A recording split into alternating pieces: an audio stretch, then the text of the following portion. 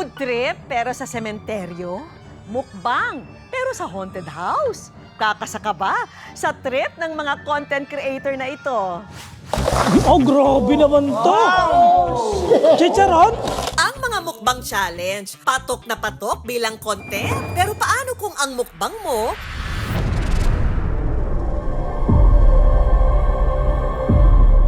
gawin sa mga lugar na abandonado o kaya'y sa sementeryo? Parang may nakatayo doon. Kakasaka pa rin ba? Kilabutan na ako eh. Kinikilabutan na rin ako ha. Lagi sobrang creepy, promise.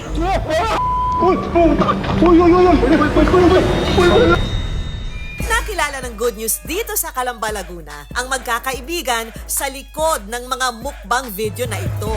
Sina Mark, Ramuelito, Alvin, at Morris. Magkakaibigan na kami dati pa. Kakilala ko na sila 20 years. Si Boss Bino, kaklase ko na siya nung college. Si Balbaliw, ka-gym ko na siya 20 years ago na. Simula nung nag-content creator ako, medyo lumaki yung aking subscriber. Pinilit ko silang maging content creator para may kasama ako. Ikaw umubo, bawal umubo dito. Ah, bawal ba? Hinikayat ko silang maggawa ng channel nila. Sobrang kagutuman, hindi namin alam kung nasa kami. Kung meron daw silang common denominator, ito ang hilig sa pagkain. Pag magkakasama kaming mga magkakabarkada, banding talaga namin ng pagkain. Sarap ng kanin, no? Sa tuwing matatapos daw sa pagvivideo, diretso kain na rin sila. Kaya naman ang minsang mag-vlog sa isang abandonadong gusali at kumain doon, naisipan nila itong gawing content. Oh, di ba pero okay na? Okay na, di ba? Pinayagan na tayo, di ba? Okay na yan, boy. Oh. Basta ayusin lang. kumain?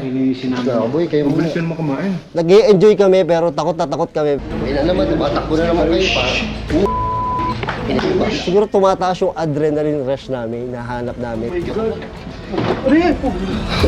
Sobrang creepy. Oh, mabilisan na to. Tapos ito, meron tayong bagnet. Kung dati raw ay namumroblema si Mark kung saan kukuha ng pagkain para sa vlog, ngayon kumikita na sila mula rito. Mas naging madali na raw ang pagbubuhay vlogger nila. Maging ang kanilang pamilya. Nabibigyan nila ng suporta. Namumblema ako kung saan kami kukuha ng pagkain. Pero ngayon, yung bumubuhay sa amin, yung pinagkukuhanan ko ng income is, yun nga, yung pagkain, yung mukbang. Pero kung minsan, ang takutan na content, nagiging totoo na rin. Merong isang mansion kaming napuntahan na pagpasok namin sa kwarto, meron talagang nagsalitang babae. Sobrang nakakatakot. Magagalit yung mga nandito. Pero tuloy pa rin daw sila sa ganitong content. Kahit pa sa social media, maraming bashers ang nangmamata. Marami kaming basher. May mga comment talaga na hindi mo magugustuhan. Noong una, medyo hindi pa ako sanay, medyo naapektuhan pa ako. Pero ngayon, di na. Kaya sa araw na ito, kasama ang grupo ni na Mark mula Calamba, dadayuhin natin itong lumang bahay sa Metro Manila na kinatatakutan daw ng marami sa lugar. Pero teka, sino itong makikikolab daw sa kanila? Aba naman, kakasaraw sa hamon nila ang self-proclaimed matakaw na si Anjo Pertierra.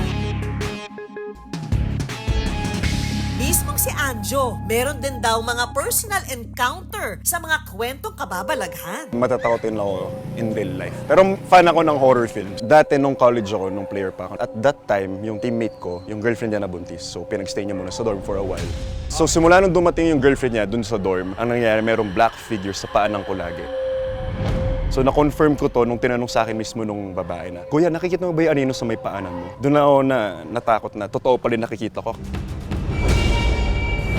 At dahil dyan, Anjo, bago ang inaasam mong mukbang collab, i-challenge ka muna namin.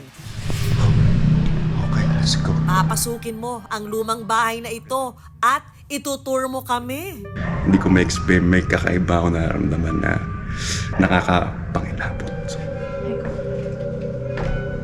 Yung mga old paintings. So ngayon, sobrang... So, meron itong lumang litrato. Bilang luma na itong lugar na to, mga kapuso.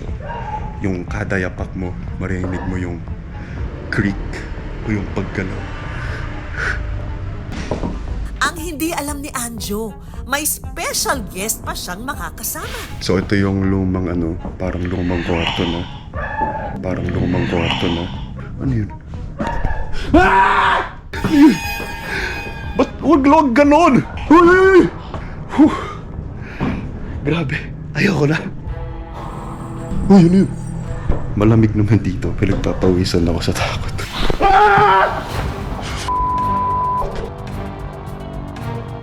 Okay. So, pasok na tayo. Uy!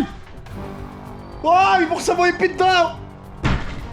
Nakarami yata ng sigaw si Anjo. Ayoko na. Dito ako sa parang kwarto na kung ano man to. Yung experience ko sa loob kanina, sobrang nakakapangilabot kasi nga masalong madilim.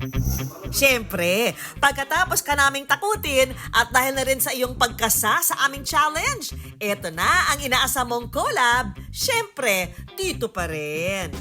Mukbangan na!